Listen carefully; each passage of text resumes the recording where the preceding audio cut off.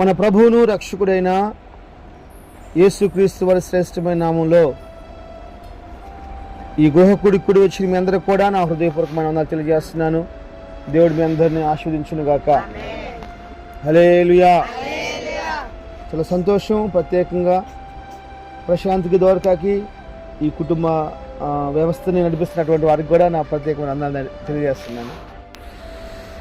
ఈ కుటుంబం దీవెని కోసము, ఈ ప్రాంతం యొక్క దీవెని కోసము, ఇక్కడ చేరిన ప్రజల యొక్క దీవెని కోసము ప్రభు నా హృదయంలో పెట్టిన ఒక తలంపుని మీతో పంచుకొని నేను ఆశపడుతూ ఉన్నాను. బైబిల్ తెరిచి మత్తయి సువార్త 4వ అధ్యాయము 24వ వాక్యాన్ని మనం చదువుకున్నాము. బైబిల్ తెరిచి ఆయన కీర్తి సిరియా దేశము అంతటా వ్యాపించెను. నానా విధములైన రోగముల చేతను వేదనల చేతను పీడింపబడిన వ్యాధిగ్రస్తులందరినీ, దయ్యము పట్టిన వారిని, చంద్ర రోగులను, పక్షవాయు గలవారిని ఆయన యొద్దకు తీసుకుని రాగా ఆయన వారిని స్వస్థపరిచెను. ఆమేన్. చిన్న ప్రార్థన. మహాపరిశుద్ధుడైన తండ్రి, ప్రేమ నమ్మకం కలిగిన మా యేసు ప్రభువా, ఈ రాత్రి మీ సన్నిధిలో చేరి మేము ధ్యానం చేసుకోబోతున్నాం. మీ మాటల్ని, మీ కృప కలిగిన మాటలు మా నోటికి అందించండి. నాకును చేరి వచ్చిన ప్రజలకు దీవెనకరంగా మార్చండి. వాక్యమునకు వ్యతిరేకంగా పనిచేస్తున్న ప్రతి దురాత్మక శక్తుల్ని మీ కృపలో బంధించండి. పరలోకం మాటల నోటికి అందించండి. ప్రతి ఒక్కరి హృదయాలు అర్థం చేసుకోవడానికి ద్వారాలు తెరవండి. ప్రభు చూపించమని. మీరు మాట్లాడితే హృదయాలు కట్టబడతాయి ప్రభువా. నేను మాట్లాడితే గాల్లో కలిసిపోతాయి ఆ మాటలు. మీరు మాట్లాడండి. ఇక్కడ చేరిన ప్రతి హృదయాన్ని, కుటుంబాన్ని మీరు కట్టమని యేసు నామములో ప్రార్థన చేస్తున్నాను తండ్రి. ఆమేన్. హల్లెలూయా. ఈరోజు ఒక విశేషమైన మాట మీతో పంచుకొని నేను ఆశపడుతూ ఉన్నాను. ఏంటి ఈరోజు నేను చెప్పే వాక్యం యొక్క పాఠం ఏంటంటే, యేసు ప్రభు వారి గురించి రాయబడ్డ మాట, ఆయన కీర్తి సిరియా దేశం అంతా కూడా వ్యాపించేసిందంట. దేవుని బిడ్డలారా, యేసు ప్రభు వారు 30 సంవత్సరాల పాటు తల్లిదండ్రులకి లోబడిపోయి ఉన్నాడు. 30 సంవత్సరాల తర్వాత దేవుడికి లోబడిపోయి ఉన్నాడు. Praise the Lord. చాలా గొప్ప పరిచయం చేశాడు ప్రభువారు. హల్లెలూయా. తండ్రిని తల్లిని విడిచిపెట్టేశాడు, అన్నదమ్ముని విడిచిపెట్టేశాడు, అక్కజల్ని విడిచిపెట్టేశాడు, అందరిని విడిచిపెట్టేశాడు. దేవుని సేవ కోసం సమస్తాన్ని వదిలిపెట్టేసుకొని సేవ చేస్తా ఉన్నాడు. బైబిల్ చెప్తుంది ఏంటో తెలుసా, ఆయన కీర్తి సిరియా దేశం అంతటి వ్యాపించిందంట. స్తోత్రం. ఎక్కడ వ్యాపించింది? కనీసం మన కీర్తి మన ఇంటి పక్కన కూడా తెలియట్లా. మన కీర్తి కనీసం మన ఊర్లో కూడా తెలియట్లా. ఈరోజు మన మొదటి స్థితి మారాలి. ఆమేన్. ఈరోజు నేను చెప్తున్న మాట ఏంటంటే, ఈరోజు మన మొదటి స్థితి మారాలి. మన మొదటి స్థితి మారాలి.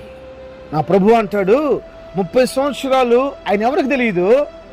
30 సంవత్సరాలు అయిపోయిన తర్వాత దేవుని సేవకు వచ్చాడు, పరిచయం చేయడం ప్రారంభించాడు. బైబిల్ చెప్తుంది ఆయన కీర్తి అన్యుల దేశమైన సిరియా దేశం అంతా కూడా వ్యాపించేస్తున్నాడు. అక్కడ రాస్తున్న మాట, చివరి మాట ఏం తెలుసా, వ్యాధుల చేత పీడించబడుతున్న ప్రతి ఒక్కరిని, రోగాల చేత పీడించబడుతున్న ప్రతి ఒక్కరిని, దెయ్యాల చేత పీడించబడుతున్న ప్రతి ఒక్కరిని కూడా యేసయ్య స్వస్థపరిచాడు. ఈరోజు మన జీవితాల్లో దేవుడు కార్యము నిశ్చయంగా జరిగించబడునుగాక. ఆమేన్. మన కీర్తి ప్రకాశమానంగా మార్చబడునుగాక. హల్లెలూయా. ఈరోజు నేను చెప్పే మాట ఏంటంటే, యేసు ప్రభు వారి కీర్తే, ఆయనకి అసలు కీర్తి ప్రపంచవ్యాప్తంగా వ్యాపించవలసిన అవసరం ఉందమ్మా.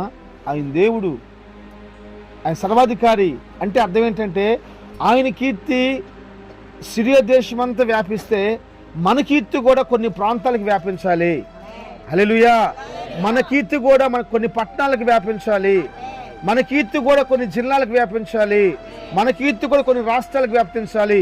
అది దేవుని యొక్క చిత్తమై ఉంది. అది దేవుని యొక్క ఆలోచన ఉంది. దీన్ని ఎవరు అర్థం చేసుకొని దానికోసం ప్రయాసపడే వాళ్ళు ఉన్నారు? మునిగిపోయిన స్థలాల్లోనే మనం ఉండిపోతూ ఉంటాము. అదే స్థలాల కోసం మనం ఆశపడుతూ ఉంటాము. యేసు నామములో రీబిల్డ్ అవుదుముగాక, నూతనంగా కట్టబడదుముగాక.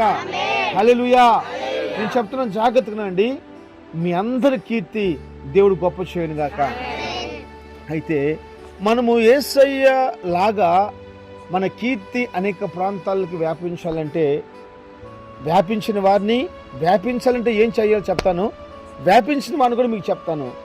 గుర్తుపెట్టుకోండి, ఈరోజు మనం నేర్చుకోవాల్సిన విశేషమైన కృప ఏంటంటే, ఎప్పుడైతే ఒక ప్రత్యేకమైన జీవితం చేయాలనుకున్నాడో మీరు కూడా మీ కుటుంబాల్లో, మీ జీవితంలో కూడా నేర్చుకోవాల్సిన విశేషమైన మాట ఏంటంటే, ఉంచుంటే కళ్ళు తిరుగుతున్నాయి, నాకు తలకైనా పడుతుంది. నేర్చుకోవాల్సిన విశేషం ఏంటంటే, మన కీర్తి ఎప్పుడైతే ప్రపంచానికి కాకపోయినా కనీసం మన ప్రాంతానికైనా వ్యాప్తి చెందాలని ఆశపడతామో, అప్పుడు యేసు ప్రభు వారిని మనం అంగీకరించే వారిగా మార్చబడాలి. ఆమేన్. యేసు ప్రభు అంటాడు, ఇదిగో యెహోషువ, ఈ ప్రజలందరి ముందు నేను నిన్ను గొప్ప చేస్తానని మాట్లాడతాడు. ఎవరు గొప్ప చేస్తారంట? నీ ప్రజలందరి ముందు నేను నిన్ను గొప్ప చేస్తానని మాట్లాడతాడు. నిజంగా ఎంత మంచి దేవుడు అండి! మన దేవుడు ఎంత మంచి దేవుడు ఆలోచించండి. గొప్ప చేసే దేవుడి దగ్గరికి రాకుండా మనుషుల దగ్గరికి పోతే ఏం ప్రయోజనమ్మా? గొప్ప చేసే దేవుడు వదిలిపెట్టేసేసి ఎక్కడికెక్కడికి పోతే ఏం సంపాదించగలం? పొద్దు మనం జ్ఞాపం చేసుకున్నాం కదా, బాగా సంపాదించుకున్నారు, బాగుంది, లక్షలు పెట్టి స్థలం కొన్నారు, ఇల్లు కట్టుకున్నారు, చాలా హ్యాపీగా ఉంది, ఎవరితో మాట్లాడాలా, ఎవరితో ఇచ్చేయలేదు, తీరా రోగం వచ్చింది, హాస్పిటల్ పోవడానికి డబ్బులు లేవు, అప్పులు చేసేసారు. ఒక 2-3 సంవత్సరాలు బాగానే ఉన్నాడు, లాస్ట్ టైం మళ్ళీ అప్పులు చేసి ఆ హాస్పిటల్కి వెళ్ళిపోయారు. ఇల్లు అమ్మితే 50 లక్షలు వచ్చినాయి. 50 లక్షల్లో ఒక 5 పైసలు కూడా వాళ్ళు తినకుండా మొత్తం హాస్పిటల్కి పెట్టేసేసారు. ఆయన చచ్చిపోయాడు. సంపాదించుకున్న ఆస్తి పోయింది, మనిషి పోయాడు, పేరు పోయింది. అంటే ఇంత మనం గొప్ప చేసే దేవుడు విడిచిపెట్టేసేసి మనం ఎక్కడెక్కడో తిరిగితే ఏం ప్రయోజనం? ఇప్పుడు నీళ్ళున్న బావిని వదిలిపెట్టేసి యేసు ప్రభు చెప్తాడు, యాకోబు బావి దగ్గరికి వచ్చాడంట. ఏ బావి అది అంటే? ఎప్పుడు నీళ్ళుండే బావి. Praise the Lord. యాకోబుకు వాళ్ళ నాన్న ఇచ్చాడు. వాళ్ళ నాన్న ఎవరు? ఇస్సాకు వాళ్ళ నాన్న ఇచ్చాడు. వాళ్ళ నాన్న ఎవరు? యాకోబు. ఇస్సాకు వాళ్ళ నాన్న ఎవరు? అబ్రహాం ఎవరు? యేసయ్య స్నేహితుడు, యేసయ్యతో గడిపిన వ్యక్తి, యేసయ్యతో నడిచిన వ్యక్తి, యేసయ్య మాట కోసం సమస్తాన్ని విడిచిపెట్టి వచ్చిన వ్యక్తి. Praise the lord. బైబిల్ చెప్తుంది, మనల్ని గొప్ప చేసే దేవుడు విడిచిపెట్టి మనం ఎక్కడ పోగలమ్మా? 6వ అధ్యాయంలో రాస్తాడు, యోహాను సువార్త 6వ అధ్యాయం 66 వచనం రాస్తుంటది మాట. ఇదిగో వీళ్ళందరూ నన్ను విడిచిపెట్టిపోతున్నారు, పేతురు 12 మంది శిష్యులారా మీరు వెళ్ళిపోతారా అంటే ఆయన అంటాడు, మేము ఎక్కడికి వెళ్ళగలమయ్యా? నిత్య జీవ మాటలు కలిగిన వాడు నీవే, నిన్ను విడిచిపెట్టి మేము ఎక్కడికి వెళ్ళగలం? నీ దగ్గరే మాకు సమృద్ధి, నువ్వే మమ్మల్ని గొప్ప చేసేవాడివి. ఆ రోజు కనుక పేతురు, యోహాను, యాకోబులు 12 మంది శిష్యులు కనుక యేసు ప్రభుని కలిసి విడిచిపెట్టి వెళ్ళిపోయినట్లయితే ఈరోజు వాళ్ళ పేర్లు భూగర్భంలో కలిసిపోయాయండి. కష్టం వచ్చినా, నష్టం వచ్చినా, ఇరుకొచ్చిన, ఇబ్బంది వచ్చినా యేసయ్య పాదాలు విడిచిపెట్టలేదు కాబట్టి ఈరోజు ప్రపంచం అంతా వారి కీర్తి వినపడిపోతుంది.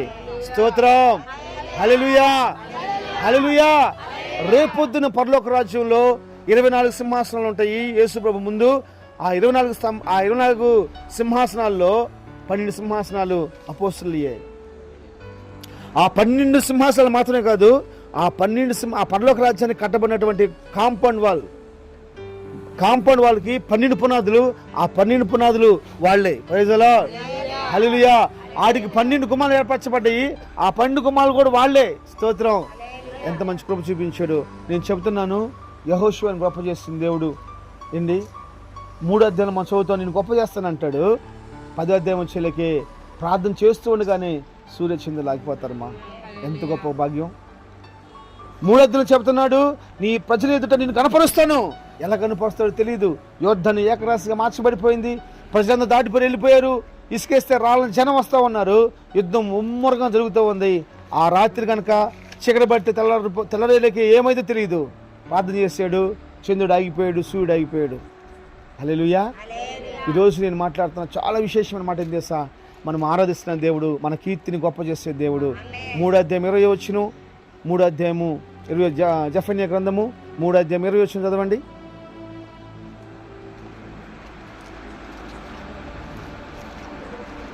జఫన్యా 3:20.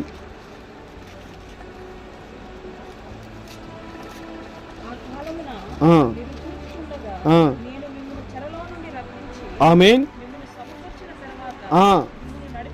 ఆమేన్. నిజముగా భూమి మీద ఉన్న జనులందరిలో నేను మీకు ఖ్యాతిని, మంచి పేరును తెప్పింతును. ఆమె చెప్పండి. ఆ చెయ్యి అలాగే దాని మీద పెట్టి ప్రార్థన చేసుకోండి. ప్రభా నీ వందనాలు, ఇదిగో జఫన్య గ్రంథం 3వ అధ్యాయము 20-21 వచనాలను బట్టి మమ్మల్ని మీరు ఆశీర్వదించండి ప్రభా, మమ్మల్ని దీవించండి ప్రభా, మమ్మల్ని సఫలపరచండి ప్రభా. మంచి పేరు, మంచి ఖ్యాతి, మంచి కీర్తి మాకు కలుగును గాక. యేసు నామములో ప్రార్థన చేస్తున్నాను తండ్రి. ఆమేన్. హల్లెలూయా. జాగ్రత్తగా రండి. దేవుడు వాగ్దానం చేస్తున్నాడు, నేను మీకు మంచి పేరుని కలుగు చేస్తాను, మీకు మంచి ఖ్యాతిని కలుగు చేస్తానని. మన కీర్తిని గొప్ప చేసే దేవుడు మన దేవుడు. నీ కీర్తిని, నీ కుటుంబ కీర్తిని గొప్ప చేసే దేవుడు నా దేవుడు. హల్లెలూయా. బైబిల్ రాస్తుంటుంది, యోబు అని చెప్పబడిన ఒక వ్యక్తి ఉన్నాడంట. ఆ యోబు అని చెప్పబడిన వ్యక్తి ఎలాంటి వ్యక్తి అంటే నీతిమంతుడు, యథార్థవంతుడు, దేవుని యందు భయభక్తులు కలిగిన వాడు. Praise the Lord. దేవుని యందు భయభక్తులు కలిగిన వాడు. అతనికి ఎంత వస్తుంది? ఎంత వస్తుందమ్మా? తూర్పు భూభాగములో ఉన్న వారందరికంటే ఘనుడు, గొప్పవాడు, ఆస్తిపాడు. అంటే తూర్పు భూభాగంలో ఉన్న ప్రజలందరిలో కూడా ఈయన కీర్తిని వ్యాపింపజేశాడు నా దేవుడు. Praise the Lord. అయితే ఆలోచించాడు. ఇలా చదవండి, మొదటి అధ్యాయము మొదటి వచ్చింది చదవండి ఒకసారి. మొదటి అధ్యాయం మొదటి వచ్చింది చదువుమా.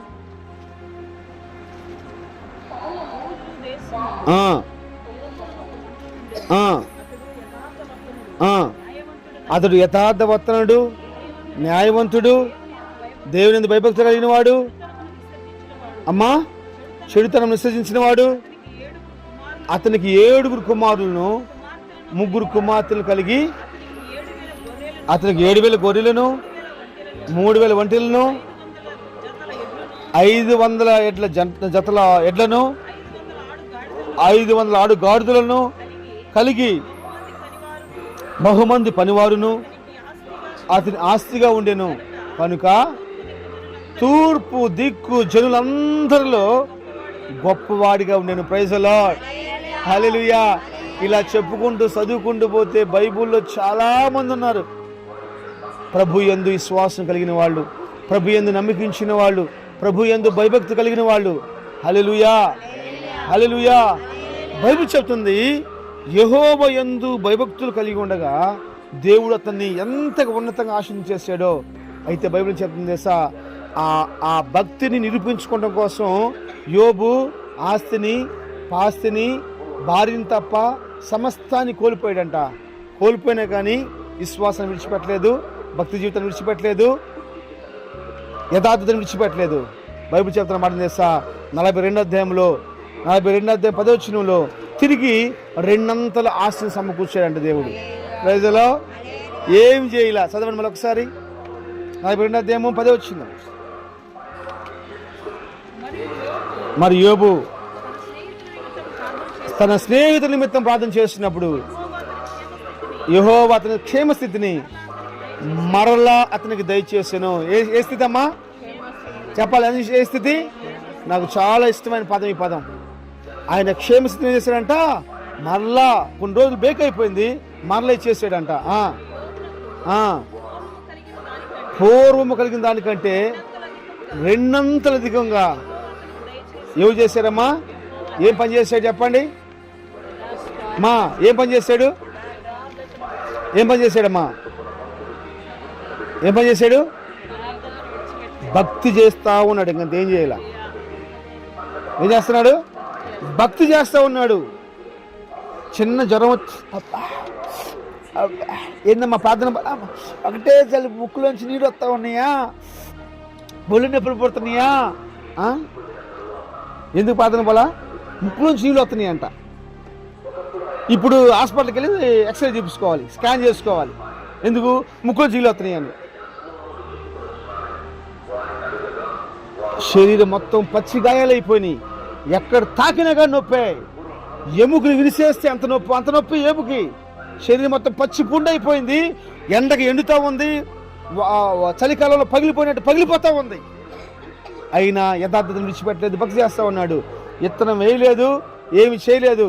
ఎప్పుడైతే ఆ భక్తి చేస్తూ కొనసాగించబడుతున్నాడో యెహోవా అతని ఆస్తిని 2 చేసేసాడంట. Praise the lord.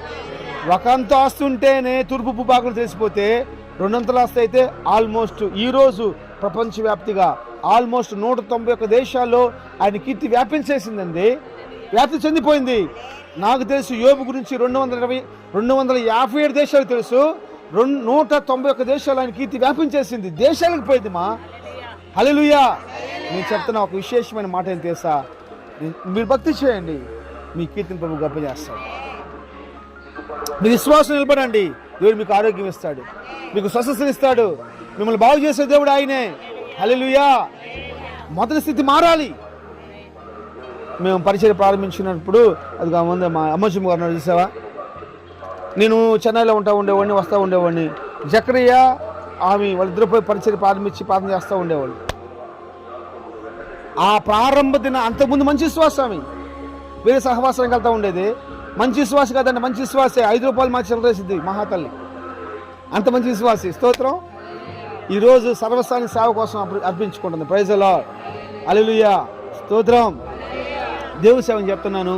వారు చేసిన ఆ ప్రార్థన కొంచెం ఈరోజు సహవాసం అక్కడ నిలబడిపోయింది. అంత మాత్రమే కాదు, ఆమె చూసినప్పుడు కొంచెం సిగ్గునిపిస్తూ ఉంటుంది.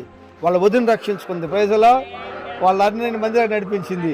శర్మ గారు మాతో ఇంతవరకు ఒకసారి కూడా రాలా, ఆయన వచ్చేసారు. దాన్ని బట్టి ప్రభుకు మహిమ కలుగును గాక. ఎంత ఏం చేసింది అర్థం కావట్లా, ఏం ముందు పెట్టింది అర్థం కావట్లా. స్తోత్రం. హల్లెలూయా. నా భవిష్యత్తు చెప్పుంటుంది, మన కీర్తిని దేవుడు గొప్ప చేసే దేవుడు అన్నయ్య రాపాదనకి వెళ్దాం ఉంటుందేమో. మనకి పరలోక రాజ్యం ఇచ్చే దేవుడు మన దేవుడు, రాపాదనకి వెళ్దాం ఉన్నామేమో. మన స్వస్థపరిచే దేవుడు మన దేవుడు, రాపాదనకి వెళ్దామని చెప్పిందేమో నాకు తెలియదు. కానీ బైబిల్ తీసుకొని ఒట్టి కొడి కాదు, మా వాళ్ళు చిన్న బైబిల్ తీసుకొని జేబులు పెట్టుకుని వస్తారు స్టైల్గా.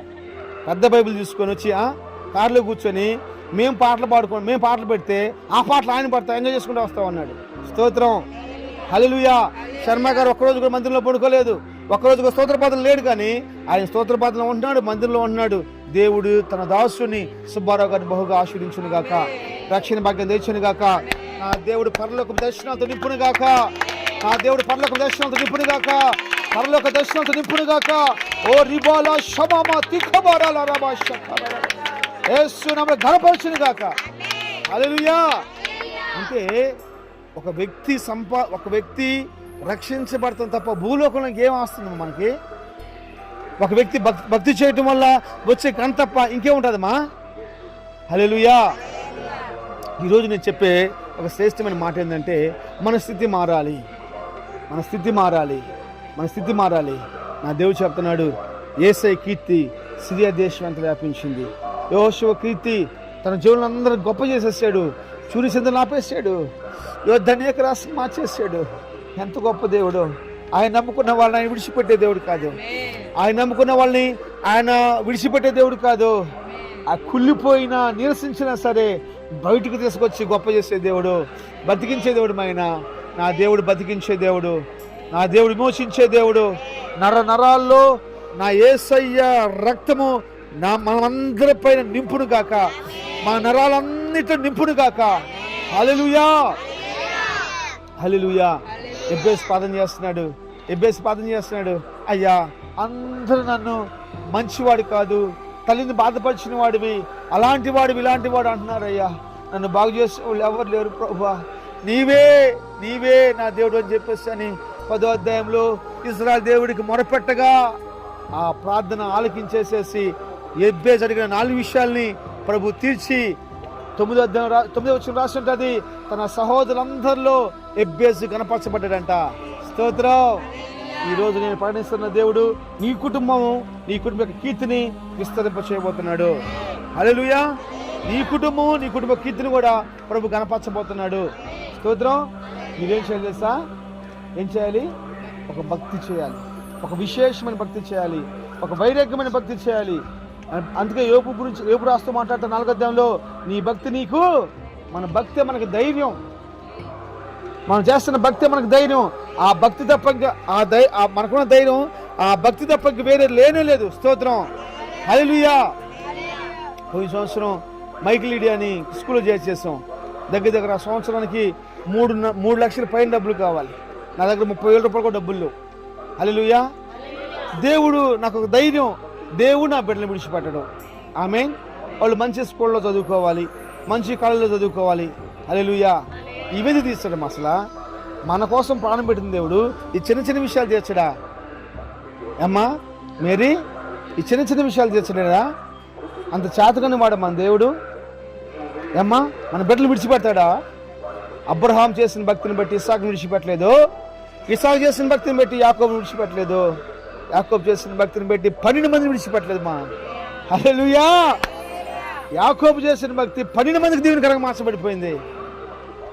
నేను చెప్తున్నాను, నా దేవుడు మన కీర్తిని గొప్ప చేసే దేవుడు, మన కీర్తిని దేశవ్యాప్తానికి విస్తరింపజేసే దేవుడు.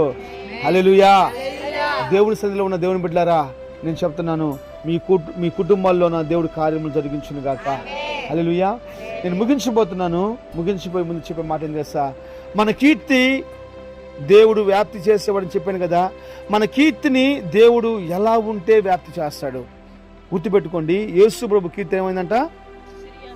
సిరియా దేశం అంతా కూడా వ్యాపించేసిందంట. సిరియా దేశం అంతా కూడా వ్యాపించిందంట. ఈరోజు ఈ కూడిక అయిపోయినాక మీరు అన్నం తినేసి కొనుక్కునేటప్పుడు ఒక ప్రార్థన చేసుకోండి, ప్రభా నీ కీర్తి దేశానికి వ్యాప్తిస్తే నా కుటుంబ కీర్తి కూడా వ్యాపించాలి, నా బిడ్డల కీర్తి కూడా వ్యాపించాలి. హల్లెలూయా అని ప్రార్థన చేసుకోండి. స్తోత్రం. యేసు ప్రభు వారు మారుమనసు పొంది బాప్తిసం తీసుకొని రక్షించబడి ఒక పర్వతం మీదకి వెళ్ళిపోయి ఒక కొండపైకి వెళ్ళేసేసి ప్రార్థన చేసుకుంటున్నాడు. ఆ ప్రార్థన చేసుకుంటున్నప్పుడు ఎందుకు తెలుసా, ఆ ప్రార్థన అతను ఏం చేయబోతుంది? ప్రపంచానికి పరిచయం చేయబోతుంది. ఆ సమయంలో వెంటనే పనికిమాలోడు వచ్చాడు, సిగ్గులేనోడు వచ్చాడు. ఎవరాడు? సిగ్గులేనోడు, పనికిమాలోడు, సాతానుగాడు. ఎవరు పిలవాల్సిన అవసరం లేదు వాడికి. వాడు సిగ్గులేనోడు వస్తాడు. వచ్చేసేసేసి యేసు ప్రభుతో అంటాడు, అయ్యో నువ్వు చాలా మంచోడు అయ్యా. చదువు 3వ వచనం, మత్తయి సువార్త 4వ అధ్యాయము 3వ వచనం.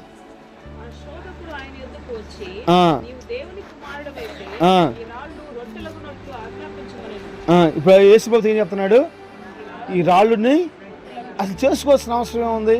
గుర్తుపెట్టుకోండి, కొన్ని సందర్భాల్లో కొన్ని పనులు మన కీర్తికి అడ్డం పడతా ఉంటాయి, మన ఆత్మీయ జీవితానికి అడ్డం పడతా ఉంటాయి. జాగ్రత్తగా అమ్మా, ఇది మనం గ్రహించుకోవాలి.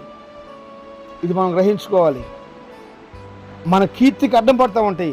సాతాను కూడా వచ్చి అంటాడు, ఇదిగో యేసయ్యా పాపం నువ్వు 40 రోజుల నుంచి 2వ వచనం కూడా చదువు.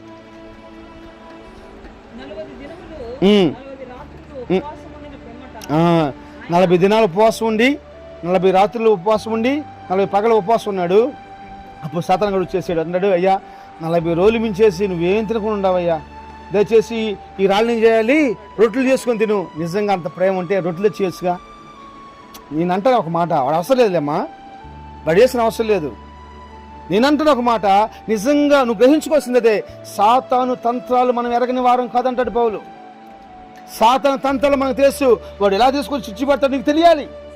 ఇది దేవుని చిత్తమా కాదో తెలియాలి. నువ్వు సావుకులను అడగాలి, అన్నా ఇది కాదు కదా, ఇది చేయమంటా వద్దా, దీన్ని ప్రాసెస్ చేసుకోమంటా వద్దా, ఈ పని ప్రారంభించమంటావా, ఇక్కడ ఇల్లు కట్టుకోమంటావా, ఈ పిల్లలతో పెళ్లి చేసుకోమంటావా.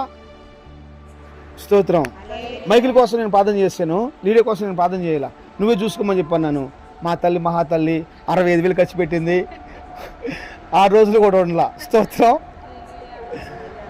అప్పుడు నాకు అయిపోయింది, అయ్యో అనవసరం నేను ప్రార్థన చేసి చెప్పినా కానీ బాగుండేదని చెప్పేసి నేను చాలా బాధపడ్డాను ఆ విషయంలో. కానీ నా మిస్టేక్, ఎందుకంటే అసలు వాళ్ళ మీద వదిలిపెడతాం, అసలు వాళ్ళు ఏం చేస్తారని చెప్పేసి అని. అమ్మ కూతురు తల్లి వెళ్ళారు, మొత్తం మీద వ్యాపారం చేశారు. స్తోత్రం. వ్యాపారంలో 65,000 రూపాయలు నష్టం వచ్చేసింది. నన్ను ఏం చేయమంటావు, నన్ను ఇది చేయమంటావా, నన్ను ఇది ఫాలో అవ్వమంటావా, ఇది వద్దని చెప్పేసి అని మీరు అడగాలి. తంత్రాలు మీరు తెలుసుకోవాలి. అది సాతాను తంత్రమా, అది దేవుని యొక్క కృప, అది సాతాను మంత్రమా, అది దేవుని యొక్క ఆలోచన, మీరు తెలుసుకోవాలి. Praise the Lord. అది ఏమి చేయం మనం ఏం చేయం. భూలోకంలో ఆల్మోస్ట్ 67% కుటుంబాల్లో సమాధానం లేదు. నేను రాసిస్తాను, ఒక సర్వేలో తెలియని విషయం తెలుసా, 100 కుటుంబాల్లో 67 కుటుంబాల్లో సమాధానం లేదు, 67 కుటుంబాల సంతోషం లేదు. భూలోకంలో 80 కుటుంబాల్లో సరైన కలయిక లేదు. 80 అంటే 100 కుటుంబాలు 80 కుటుంబాలు కలయిక లేదు. ఒకరోజు బాగుంటే ఒకరోజు బాగుంటారు 80 కుటుంబాలు. కారణం ఏంటంటే ఒక సాతాను తంత్రం అది. స్తోత్రం.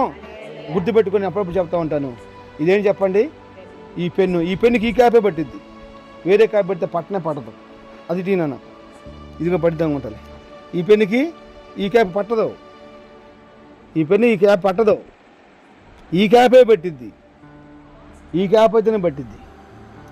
నీకు ఏది కావాలో ప్రభువు తెలుసు, దాన్ని పక్కనే పెడతాడు. ప్రైజ్లో దాన్ని చూసుకో, ఏదంటే తీసుకోబాక. ప్రభు కాడికి వచ్చి సాతాను గాడు అంటాడు, ఈ రాళ్ళని రొట్టెలు చేసుకో, పోరా, ఈ రొట్టెలని ఇప్పుడు తిన్నానుకో నాకు ఇత్తి దేశమంతా వ్యాపించదో.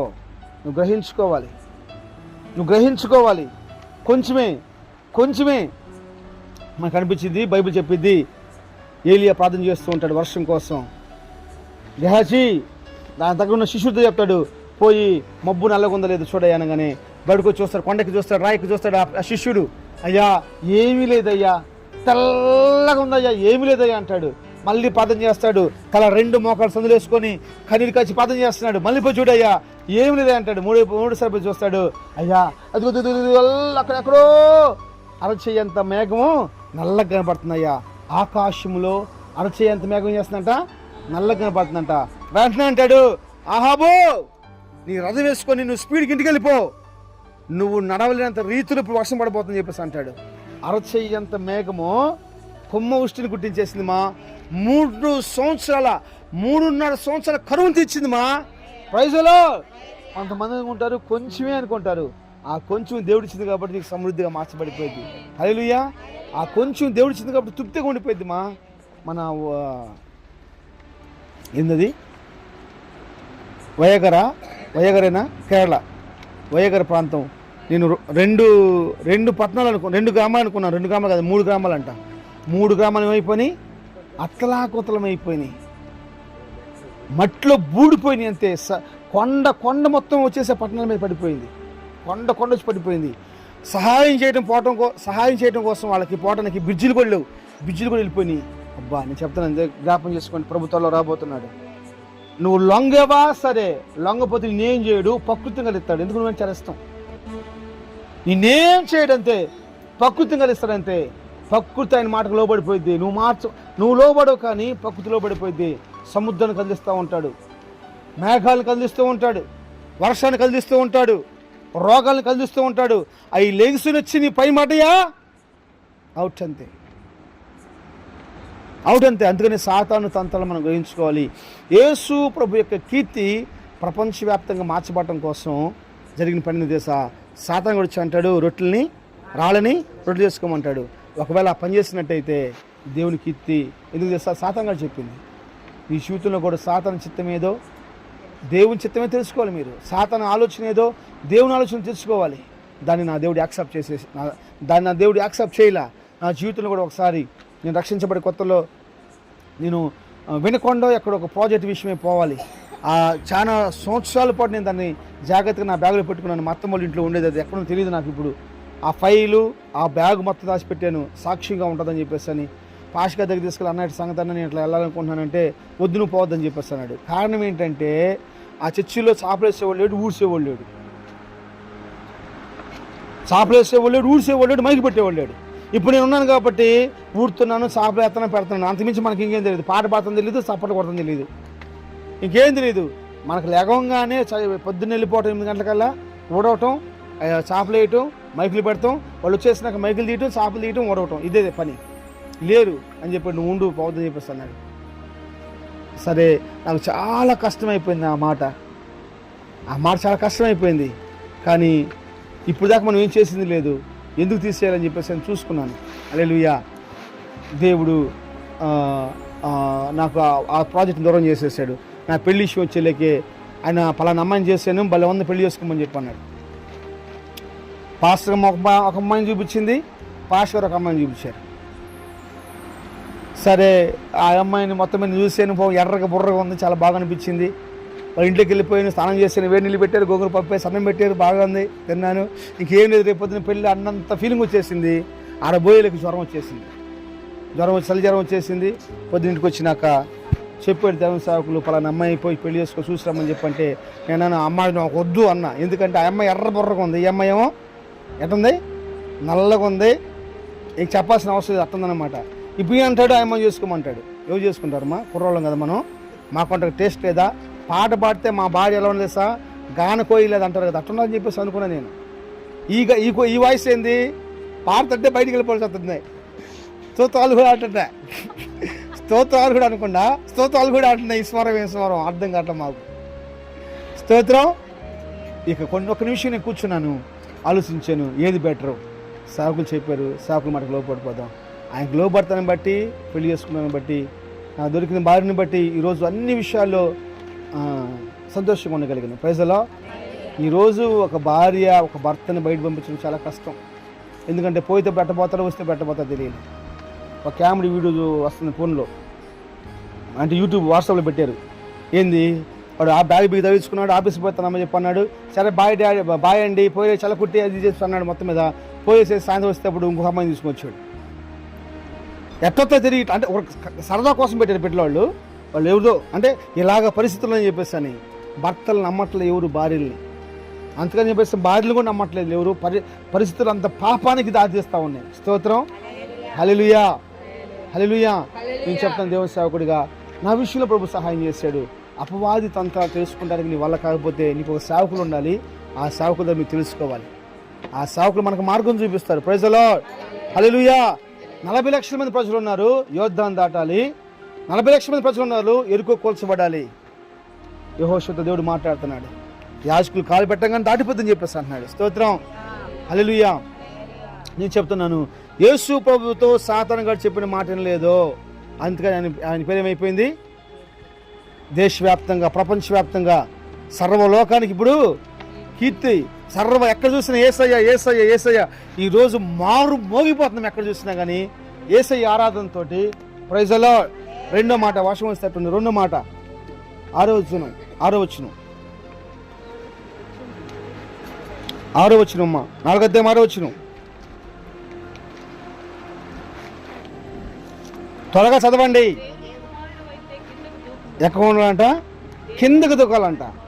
సాతాను గడు ఏం కోరుకుంటాడు అమ్మా, సాతాను గడు ఏం కోరుకుంటాడు అంటే కిందకు రమ్మని కోరుకుంటాడు. యేసు ఏం చెప్తాడు తెలుసా, పైకి రమ్మని కోరుకుంటాడు. పేతురు మునిగిపోతున్నాడు సముద్రంలో, నా దేవుడు చేయించి పైకి లేపేశాడు. మనం ఆరాధించే దేవుడు ఎలాంటి దేవుడు తెలుసా, పైకి లేపే దేవుడు. సాతాను గాడు కిందకు పంపించే దేవుడు, కింద పంపించేవాడు వాడు. సాతాను గాడు కింద పంపిస్తూ ఉంటాడు, యేసయ్య పైకి లేపుతూ ఉంటాడు. యేసు ప్రభుని మనం నమ్ముకున్నాక మన స్థితి మారాలి. ఎందుకు చెప్తున్నాను, మన స్థితి మారాలి. నిన్నున్న స్థితి దొరక వాళ్ళు ఫోన్ చేసేసి అన్నయ్య వందనాలు అన్నయ్య, ఏందమ్మా వందనాలమ్మా, ఏదన్నా హైదరాబాద్లో మేము ఇల్లు కట్టుకున్న ప్రార్థన చేయమంది, నాకు బాగా గుర్తు. సరేలే అమ్మా అని చెప్పేసి అన్నాను. తర్వాత మళ్ళీ ఫోన్ చేసింది, ఏందన్నయ్య అసలు మనశ్శాంతి లేదన్నయ్య, ఏందమ్మా అండి అప్పులో అయిపోయి ఏం చేయాలి అర్థం కావట్లేదు. వెంటనే మీరు అక్కడ రాజీనామా చేసేసి ఇక్కడికి వచ్చేసి బుక్ ఓపెన్ చేయండి అమ్మని చెప్పన్నాను. అదట్లా కుదిరిద్ది, నువ్వు ఎంత తొందరగా కుదిర్చుకుని అంత మంత్రి అని చెప్పేసి అన్నాను. దేవుని సేవకుడు వాళ్ళు కూడా సజీవులుగానే ఉన్నారు, వాళ్ళు కూడా మీ సాక్ష్యం చెప్తారు. సేవకుడు నేను చెప్పాను, మీకోసం నేను ప్రార్థన చేశానమ్మా, దేవుడు మీరు అక్కడ ఉంటుంది చిత్తం కదని చెప్పేసి అన్నాడు, దయచేసి రమ్మని చెప్పి అన్నాను. ఫస్ట్ అంతకుముందు మన వాళ్ళు ఏదో వ్యాపారం చేద్దామని చెప్పేసి వాటర్ బిజినెస్ పెట్టారు. అమ్మ దేవుని చిత్తం కాదు వద్దంటే నాకాయ డబ్బులు తీసుకొని వ్యాపారం ప్రారంభించాడు. బయలుదేరింది. ఏమైంది బాబు, పంచిరి కాదు వీరు ఏదో ఇరిగిపోయింది అనుకుంటాను. ఆ డబ్బులు మిగిలి 500 600 సంతోషపడతాంట మా వాడు. 5 సార్లకి ఇంకా ఎక్స్ట్రా చేస్తే తను లాక్కోవాల్సి వచ్చింది ఇక్కడికి. దేవుడు కంపల్సరీ మమ్మల్ని కనపరుస్తాడు. Praise the lord. నా మాటకి ఇలువ చేసేసి వాళ్ళు ఇక్కడికి రావటం, దేవుడి బిడ్డల్ని కనపరచడం, ఈరోజు వాళ్ళకంటూ ఒక ప్రత్యేకమైన స్థితిని ప్రభు అనుగ్రహించినాడు. ఆల్మోస్ట్ వాళ్ళు పెళ్ళి 15-16 సంవత్సరాలు అవుతుంది. 10-15 అంటే ఆల్మోస్ట్ ఒక 10-12 సంవత్సరాలు లేని స్థితిని ఈ 4-5 సంవత్సరాల ప్రభు వారికి అనుగ్రహించినాడు. దాన్ని బట్టి నా దేవుని మహిమపరుస్తూ ఉన్నాను. వాళ్ళని బట్టి ప్రతిరోజు నేను ప్రార్థన చేస్తూ ఉన్నాను. కారణం ఏంది తెలుసా, వాళ్ళకి ఎలాంటి దేవుని పరిచయం చేశానంటే పైకి తీసుకెళ్లే దేవుడిని పరిచయం చేశాడు. స్తోత్రం. కిందకి తీసుకెళ్లే పరిస్థితి నేను పరిచయం చేయలేదు, కింద తీసుకెళ్లే వాళ్ళని నేను పరిచయం చేయలేదు. ఈ దేవుడు ఎలా దేవుడు, పైకి తీసుకెళ్లే దేవుడిని పరిచయం చేశాను. సాతాను గారు అంటాడు, ఇదిగో యేసయ్యా నువ్వు కొండ నుంచి కిందకు దూకు అంటాడు. దూకాల్సిన అవసరం నడుచుకుని పోదమ్మా, 2 నిమిషాలు లేట్ అయితేమో. ఆలోచించండి మీరు. సాతాను తంత్రాలు మనం గ్రహించుకోవాలి. 10 వచ్చింది చదవండి, ముగిస్తున్నాను. త్వరగా చదవాలి. 10 వచ్చినమ్మా, 9 వచ్చినది. నువ్వు సాగిలపడి నాకు నమస్కారం చేసిన యెడల ఈ లోక మహిమ అంతటిని నీకు ఇచ్చేదని చెప్పేసి అంటున్నాడు. ఏంటంట ఏం చేయాలి ఇప్పుడు ప్రపంచం మొత్తం ఏం చేస్తుందా? సాతాను గాడి సాగిలి పడుతుంది. అంటే పరిస్థితులకు సాగిలి పడిపోతుంది. ప్రపంచం అంతా ఎలా ఉందంటే పరిస్థితులకి సాగిలి పడిపోతుంది. మంచి స్కూల్ కావాలి, మంచి కాలేజీ కావాలి, మంచి బట్టలు కావాలి, మంచి ఫుడ్లు కావాలి, మంచి భర్త కావాలి, మంచి భార్య కావాలి, మంచి సంఘం వద్దు, మంచి ఆత్మీయులు వద్దు, మంచి ఆత్మీయత వద్దు, విశ్వాసంలో బతకటం వద్దు, దైవిక స్వస్థతలో ఉండటం వద్దు, నా దేవుడు ఈ జ్వరం తగ్గిస్తాడు, నా దేవుడు ఈ క్యాన్సర్ వ్యాధిని తగ్గిస్తాడు వద్దు, దానికోసం ప్రయాసపడటం లేదు.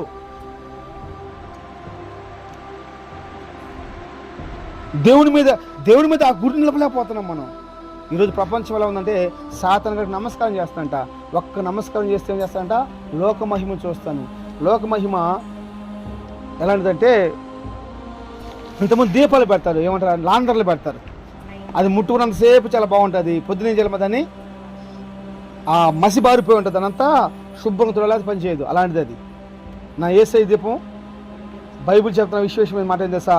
మధ్యాహ్న కాలపు తేజస్సుగా మనల్ని మార్చేస్తాడు. హల్లెలూయా. వాడు అంటాడు నీకు మహిమను చూపిస్తాను, ఆ మహిమను నిలుపుతాను అంటాడు. వాడిచే మహిమ ఏందమ్మా? అటు చూసి అయిపోయింది. ఎండిపోయి బిల్డింగ్ మీద మోసిన గడ్డి వలె ఉంటుందంట. బిల్డింగ్ పైన గడ్డి ములిస్తే ఎలా ఎండిపోయిద్దో అలాంటి మహిమ వాడిచ్చేది. నా దేవుడు ఇచ్చేది శాశ్వత కాల మహిమ. భూలోకంలోను పరలోకంలోను మన మహిమిస్తాడు. నీ కుటుంబాన్ని నా దేవుడు కీర్తిలో నడపాలంటే వాడిని మొక్కాల్సిన అవసరం లేదు. ఒక పరిస్థితులకి నువ్వు లోబడాల్సిన అవసరం లేదంటే ఒక విశేషమైన భక్తి, ఒక శ్రేష్టమైన భక్తి, దానికోసం ప్రయాసపడు, దానికోసం కష్టపడు, దానికోసం ఏదైనా నష్టం చేసుకో. దేవుని పేట నువ్వు ఎంత నష్టం చేసుకుంటే దాని అంతా ప్రభు తిరిగి ఇచ్చేస్తాడు అంతే. ప్రైజ్లో భూప్రపంచంలో కృతజ్ఞత కలిగిన వాళ్ళు ఎవరు ఉన్నారంటే యేసుక్రీస్తు ప్రభు వారు మాత్రమే. హల్లెలూయా. నా దేవుడి మాటలు దీవించును గాక. మీ అందరి కుటుంబాలకి మీ కీర్తిని ప్రభు దేశవ్యాప్తంగా మార్చును గాక. ఇది మొదలుకొని మీరు దేశవ్యాప్తంగా ఉన్నతంగా మార్చబడుదురు గాక. ఆమేన్.